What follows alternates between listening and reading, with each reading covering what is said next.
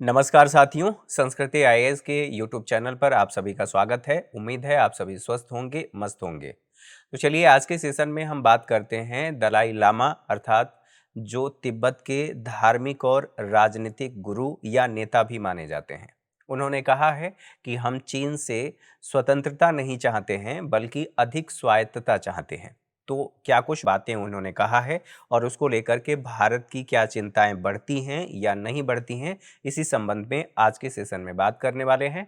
आगे बढ़ने से पहले कुछ ज़रूरी सूचना आप लोगों से साझा करना है। पहले वो सूचना साझा कर देते हैं, फिर उसके बाद हम आगे बढ़ते हैं।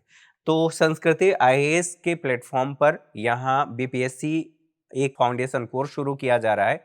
ये कोर्स आप देखेंगे 15 अक्टूबर 2023 से शुरू हो रहा है। इसकी फ़ीस इतनी रखी गई है, लेकिन अगर कोई व्यक्ति एक बार में ये फ़ीस नहीं दे सकता तो उसके लिए ईएमआई की सुविधा भी दी जा रही है। ईएमआई की सुविधा के साथ-साथ आप 3 पार्शियली अर्थात 3 किस्तों में पेमेंट कर सकते हैं।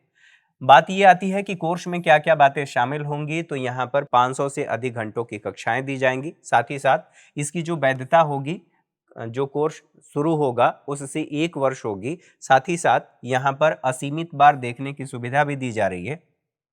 प्रतिदिन 2 कक्षाएं होंगी। कक्षाएं होने के साथ साथ नियमित क्लास टेस्ट भी होगा। प्रत्येक विषय और खंड के प्रिंटेड नोट्स भी आप लोगों को अवेलेबल कराए जाएंगे। इसके लिए आपके सामने ये नंबर दिख रहा होगा स्क्रीन पर, नीचे आप लोगों को नंबर भी दिख रहा होगा। इस नंबर पर कॉल कर सकते हैं। व्हाट्सएप नंबर भी दिया गया है, उस पर आप अपना डिटेल मैसेज कर सकते हैं या sanskrithias.com पर भी जा सकते हैं, वहाँ से भी और जानकारी ले सकते हैं। तो चलिए क्लास की शुरुआत करते हैं और देखते हैं क्या कुछ बातें इसमें हैं। तो यहाँ पर द हिंदू में ये खबर प्रकाशित हुई है और ये बताया गया है कि Tibetans want more autonomy, not independence और political separation from China. Dalai Lama ने ये बात कहा है और उन्होंने कहा है कि हम पॉलिटिकल सेपरेशन नहीं चाहते, राजनीतिक विभाजन नहीं चाहते, मुझे और ज़्यादा स्वायत्तता दी जाए। तो इसी से संबंधित बातें यहाँ पर देखिए। दलाई लामा ने ये बात कही है और उन्होंने कहा कि हम चीन से आज़ादी नहीं चाहते। इसी से संबंधित कुछ बातों को समझने के लिए एक बार मैप देख लेते हैं हम। मैप से कुछ और चीज़ें हमारी क्लियर हो जाएंगी। तो यहाँ पर जब आप मैप देख रहे हैं, ये आपके सामने मैप है। देखिए, ये जो रेड कलर से दिखाया जा रहा है, ये पहले की अवस्थिति है, पहले की स्थिति है, अर्थात ये तिब्बत को बता रहा है। ये जो आप देख रहे हैं, ये पीला वाला उस समय चीन हुआ करता था। अब ये पूरा हिस्सा चीन के अंडर आता है, अर्थात चीन के अधिकार क्षेत्र में है।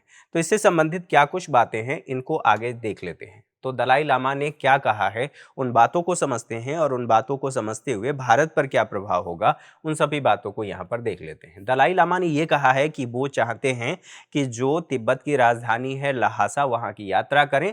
साथ ही साथ उन्होंने ये कहा है कि यात्रा मैं ज़रूर करूँगा, लेकिन रहूँगा मैं भारत में। भारत कहाँ पर? तो धर्मशाला में वो रहने के लिए बात कह चुके हैं कि मैं यहीं पर रहना चाहता हूँ। जो पीपुल्स रिपब्लिक ऑफ चाइना है, उसके एक हिस्से के रूप में इन्होंने कहा कि हमें पूर्ण स्वायत्तता दी जाए और अधिक स्वायत्तता दी जाए। इनका ये कहना है, अर्थात दलाई लामा, कि जुलाई 2023 में दलाई लामा को एक सूत्र ने संपर्क किया और सूत्र ये कहा गया कि यह अनौपचारिक रूप से संपर्क किया गया। और किसके तरफ से ये संपर्क किया गया है? तो चीन की सरकार की तरफ से। और ये कहा गया है कि इसका उद्देश्य ये था कि जो तिब्बती समस्या है, उस समस्या का समाधान किया जाए। साथ ही साथ ये भी कहा गया कि जो चीन की सरकार है, भविष्य में और संपर्क कर सकती है और संपर्क करके इन मुद्दों का समाधान करना चाहती है। ये बात ठीक है, लेकिन जो चीन है, उसका कहना है कि हमने ऐसा कुछ भी संपर्क नहीं किया है, हमारा इनसे कोई संपर्क नहीं हुआ है। साथ ही साथ वो ये भी कहते हैं कि जो दलाई लामा है, ये विभाजनवादी प्रवृत्ति से ग्रसित हैं, साथ ही साथ यह एक अलगाववादी हैं और इसलिए हम इनसे कोई संपर्क नहीं किए हैं। तो दोनों यहाँ पर कंट्रोवर्सी देखा जा रहा है। अब बात आती है कि ये सब बातें तो हैं, क्या भारत की तिब्बत नीति भारत के पक्ष में है या भारत के खिलाफ है? तो उन सभी बातों को समझने के लिए भारत की तिब्बत नीति को समझना जरूरी है। तिब्बत के इतिहास को भी समझना जरूरी है। तो इसी में हम तिब्बत के इतिहास, संक्षिप्त इतिहास को समझ लेंगे, फिर आगे बढ़ेंगे। तो यहाँ पर तिब्बत की बात करें तो भारत का एक वास्तविक पड़ोसी है, क्योंकि भारत के कई राज्यों से ये सीमा साझा करता है। लगभग 3500 किलोमीटर के आसपास केवल तिब्बत की बात की जा रही है। आधुनिक चीन की बात नहीं की जा रही है, केवल तिब्बत की जब मैं बात कर रहा हूं तो जो तिब्बत हुआ करता था उसकी बात कही जा रही है। अब यहां पर हुआ क्या था, 1903-4 की बात करें तो जो ब्रिटिशर्स भारत में थे उन्होंने तिब्बत पर अधिकार कर लिया। तिब्बत पर अधिकार करने के बाद 1914 में एक शिमला समझौता हुआ। इस शिमला समझौता में जो पक्ष शामिल थे उन पक्षों की बात की जाए तो ब्रिटिश भारत शामिल था ही, तिब्बती शामिल थे और चीनी प्रतिनिधि भी शामिल थे। इन सभी को मिलाकर के समझौता हुआ और उस समझौते के आधार पर एक मैकमोहन लाइन निर्धारित कर दिया गया। लेकिन भविष्य में जैसे जैसे 1949 में चीन अपने आप को दुनिया के नक्शे पर एक स्वायत्त देश के रूप में, एक स्वतंत्र देश के रूप में अपने आप को स्थापित करता है, वैसे वैसे इसकी जो विस्तारवादी नीति है वो बढ़ती जाती है और आगे चल करके यह वन चाइना पॉलिसी के तहत अपने पड़ोसी देशों और राज्यों पर अधिकार करना शुरू कर देता है। यही कुछ स्थिति देखने को मिलती है 1950 में। और 1950 में जो शिमला समझौते के तहत जो सीमा रेखा का निर्धारण हुआ था, उस सीमा रेखा को मानने से इनकार कर दिया। न केवल इनकार कर दिया बल्कि तिब्बत पर इसने कब्जा भी कर लिया और चीन ने ये कहा कि जो समझौता 1914 में हुआ था, दरअसल उस समय हम स्वतंत्र नहीं थे। स्वतंत्र नहीं होने की वजह से हमारे जो प्रतिनिधि थे वह स्वतंत्र निर्णय नहीं ले सकते थे और चूंकि जो तिब्बत है वह भी एक स्वतंत्र राष्ट्र नहीं था, इसलिए उसे चीन से अलग कोई भी समझौता या किसी भी समझौते पर हस्ताक्षर करने का अधिकार नहीं था। इस आधार पर 1914 के समझौते को हम मानने से इनकार कर देते हैं। अब ये तो बात हो गई। उसके बाद 1954 की बात करें तो 1954 में एक समझौता हुआ जिसे पंचशील समझौता कहा जाता है। चाउ एंड लाई जो वहाँ के राजनेता थे वो भारत आए और भारत के जो राजनेता थे, अर्थात प्रधानमंत्री की बात कर रहा हूँ, जवाहरलाल नेहरू, अर्थात दोनों के मध्य समझौता हुआ और इस समझौते को कहा जाता है पंचशील समझौता। इस समझौते में जो मुख्य बातें थीं वो कुछ इस प्रकार थीं कि क्षेत्रीय अखंडता का सम्मान करना, साथ ही साथ उनकी संप्रभुता और आंतरिक मामलों में हस्तक्षेप नहीं करना। तो जो आंतरिक मामलों में हस्तक्षेप नहीं करने की बात कही गई, उसे ही चीन ने ये मान लिया कि तिब्बत पर वो जो अधिकार किया है, दरअसल भारत ने उसके अधिकार को स्वीकार कर लिया है, उसका विरोध भारत नहीं कर रहा है। तो ये चीन की तरफ से मान लिया गया, जबकि भारत जो अलग अलग विशेषज्ञ हैं, जो किताबें हैं वो बताती हैं कि भारत ने कभी भी ये नहीं कहा कि वह चीन का तिब्बत पर अधिकार स्वीकार कर लिया है। ये तो रही यहाँ पर बातें। अब जो उस समय कहा गया था, चीन के तिब्बत क्षेत्र की बात कही गई थी उस समझौते में, अर्थात पंचशील समझौते में इसका जिक्र किया गया था। तो ये बातें बार बार आती हैं कि अगर ये शब्द आया था तो भारत इस पर विरोध क्यों नहीं किया। तो ये आंतरिक मामलों को लेकर के समझौता हो चुका था कि हम दखल नहीं करेंगे, और चीन ये कहता है कि तिब्बत वाला जो क्षेत्र है और तिब्बत और चीन का जो विवाद है, दरअसल वह उसका आंतरिक मामला है। ये बातें यहां तक हो गई। उसके बाद क्या हुआ, 1959 की बात करें तो जब 1950 में चीन ने तिब्बत पर कब्जा कर लिया, कब्जा करने के बाद वहां जो स्वतंत्रता प्रेमी थे, अर्थात तिब्बत को एक स्वतंत्र राष्ट्र के रूप में देखना चाहते थे, उन्होंने लगातार विद्रोह किया और उस विद्रोह को दबाने के लिए अपनी सेना का प्रयोग चीन ने किया। और चीन जब भयंकर तरीके से वहां दमन करना शुरू किया तो उनके पास एक ही ऑप्शन था। जो वहाँ के राजनेता थे, धार्मिक और राजनीतिक राजनेता, जिन्हें जिन्हें दलाई लामा कहा जाता है, वो भाग करके अपने 1 लाख से अधिक शरणार्थियों के साथ भारत आ गए और भारत में उन्होंने राजनीतिक शरण लिया। शरण लेने के बाद चीन ने विरोध करना शुरू कर दिया कि एक तरफ 1954 का समझौता है, समझौते के बाद दूसरी तरफ जो दलाई लामा हैं, हमारे देश से भाग करके गए हैं, उनको आप शरण दे रहे हैं। और यही कई विद्वान कहते हैं कि यही जो 1962 का युद्ध हुआ था, उन सभी कारणों में, अर्थात अन्य कारणों के अलावा जो सबसे प्रबल कारण माना जाता है वो 1962 के युद्ध का यही कारण था कि जो दलाई लामा और उनके अनुयायी थे वो भारत भाग करके आए थे और भारत ने उन्हें राजनीतिक शरण दे दिया था। तो ये बातें यहाँ तक आती हैं।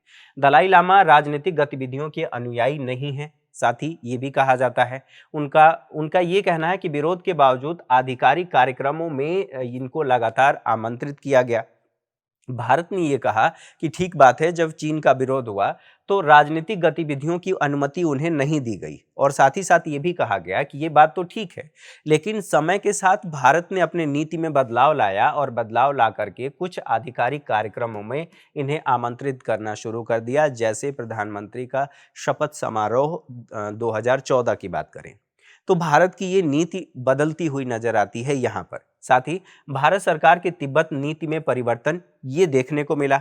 इसके अलावा इसी से संबंधित अगर बातों को समझे तो भारत के लिए तिब्बत का महत्व क्या है, तो अलग अलग क्षेत्रों में हम देख सकते हैं। अगर भू राजनीतिक महत्व की बात करें तो यह बफर स्टेट की भूमिका में है, अर्थात दोनों देशों के मध्य। अब दोनों देशों के मध्य इस समय तो नहीं रहा, लेकिन पहले जरूर था। अगर उसे अलग स्वायत्तता और अधिक स्वायत्तता मिलती है तो किस रूप में मिलेगी और कितनी मिलेगी, ये समय के गर्भ में छिपा है। आप ऐसे भी कह सकते हैं भविष्य के गर्भ में छिपा है। सीमा कहाँ कहाँ लगता है, तो लद्दाख, हिमाचल प्रदेश, उत्तराखंड और सिक्किम में इसकी सीमा लगती है। तिब्बत की रणनीतिक स्थिति की बात किया जाए तो भारत की सुरक्षा की गतिशीलता को ये प्रभावित करता है। गतिशीलता को प्रभावित करने का मतलब ये है कि तिब्बत में अगर कोई भी ऐसी गतिविधि होती है तो उससे भारत की सुरक्षा प्रभावित होगी, क्योंकि शरणार्थी समस्या होने के साथ साथ अन्य समस्याएं भी यहाँ पर, घुसपैठ की समस्याएं उत्पन्न होंगी। तो यहाँ पर इसकी जो गतिशीलता है उसको प्रभावित करता है। जहाँ तक जल संसाधनों की बात करें तो ब्रह्मपुत्र नदी से लेकर के कई नदियाँ तिब्बत से निकलती हैं। तिब्बत से निकलने के साथ साथ वह नदियां भारत के कई राज्यों से होकर के प्रवाहित होती हैं। स्वाभाविक सी बात है कि न केवल भारत की नदियों में पानी के लिए और पानी की उपलब्धता के साथ साथ बांध की बात किया जाए, और इन बांध के जरिए आप पानी को स्टोर करके हाइड्रो पावर प्रोजेक्ट के लिए भी ये महत्वपूर्ण है। साथ ही साथ जल संसाधन सिंचाई के लिए भी ये सभी नदियां महत्वपूर्ण हैं। तो अगर स्वायत्तता मिलती है तो भारत वो कितना मिलेगा और भारत को क्या लाभ होगा, ये भविष्य में देखने वाली बात होगी। साथ ही साथ यहाँ पर सांस्कृतिक और धार्मिक संबंधों की बात करें तो बौद्ध धर्मावलंबी तिब्बत में अधिकांश आबादी है, और ऐसी स्थिति में सांस्कृतिक और ऐतिहासिक संबंध दोनों देशों के अपने आप में बहुत ज़्यादा स्ट्रांग हैं। स्ट्रांग होने के साथ साथ ये कहा जाता है कि जो दलाई लामा भारत में उपस्थित हैं और उनके साथ जो अनुयायी हैं, उनके अनुयायियों का होना इन दोनों देशों के सांस्कृतिक और धार्मिक संबंधों को बताता है। इसके अलावा जो शरणार्थी हैं एवं निर्वासित समुदाय हैं दशकों से भारत में रह रहे हैं, ऐसी स्थिति में जो चीन है, चीन अपने क्षेत्र में, अपने अधिकार क्षेत्र में जो लोग हैं उनके मानवाधिकारों को लेकर के या शरणार्थियों को लेकर के कैसी नीति अपनाता है, किस तरह से दमन करता है, ये वैश्विक समुदाय के सामने उजागर होता है। ऐसी स्थिति में चीन की छवि खराब होती है, तो इसलिए भी ये महत्वपूर्ण है। इसके अलावा यहाँ पर कहा जा रहा है व्यापार और कनेक्टिविटी, इस रास्ते से व्यापार और कनेक्टिविटी दोनों देशों के मध्य, अर्थात भले ही हमारा चीन के साथ गतिरोध है लेकिन व्यापार होता ही है। साथ ही साथ ये भी कहा जा रहा है पर्यावरणीय जो समस्याएं हैं या चिंताएं हैं, जो ग्लेशियर तिब्बत में पिघलेंगे उसकी वजह से भारतीय नदियों में प्रवाह बढ़ेगा, और ऐसी स्थिति में भारतीय नदियों में आप देखेंगे ये ग्लेशियर के पिघलने की वजह से भारतीय नदियों में उछाल देखने को मिलेगा, जल स्तर में वृद्धि देखने को मिलेगी। तो यहाँ पर कई सारी समस्याएं होंगी। एक तो पर्यावरणीय समस्याएं होंगी, न केवल पर्यावरणीय समस्याएं बल्कि यहाँ पर विस्थापन की भी समस्या देखी जाएगी। तो एक ये स्थिति, अगर यहाँ पर कुछ ऐसी पर्यावरणीय समस्याएं उत्पन्न होंगी तो उसका प्रभाव केवल तिब्बत में नहीं होगा, भारतीयों पर भी होगा। साथ ही साथ ये भी कहा जाता है तिब्बत के पर्यावरण में किसी भी बदलाव का भारत के जल संसाधनों पर प्रभाव होगा, और ये प्रभाव सुनिश्चित है। साथ ही साथ यहाँ पर यह भी कहा जा रहा है कि तिब्बत चीन संबंध का भारत पर क्या प्रभाव होगा। तो भारत चीन सीमा विवाद आप देख ही रहे हैं कि 2017 की हमने बात की, 2017 डोकालाम विवाद, उसके बाद गलवान वैली आप विवाद 2020 से लगातार देख रहे हैं, अभी तक गतिरोध चला आ रहा है।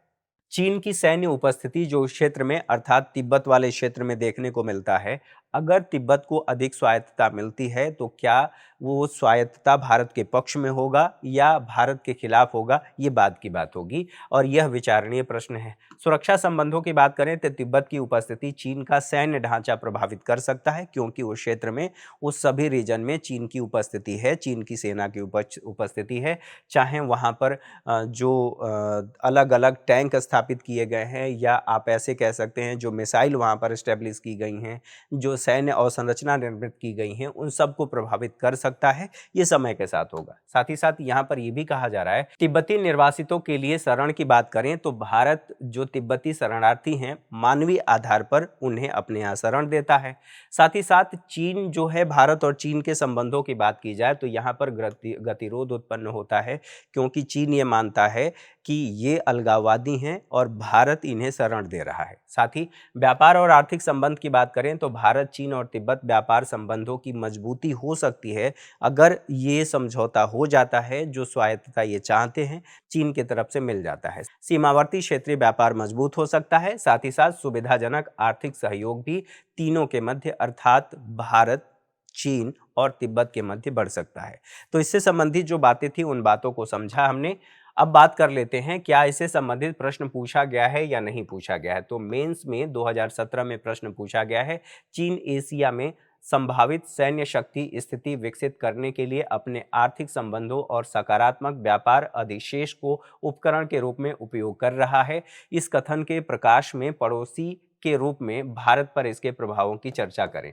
इससे संबंधित प्रश्न पूछा गया है। कहने का मतलब ये है कि आप ऐसे बिल्कुल डिट्टो नहीं कहेंगे, ऐसे नहीं कहा जा सकता है कि बिल्कुल इसी टॉपिक से संबंधित है, लेकिन हाँ, भारत चीन संबंधों से संबंधित है, आर्थिक मुद्दों से संबंधित है, तो आर्थिक मुद्दे इसमें भी शामिल हैं। तो आज के सेशन में मेरे साथ इतना ही। अगली क्लास में मुलाकात होगी, तब तक के लिए नमस्कार, ढेर सारी शुभकामनाएं।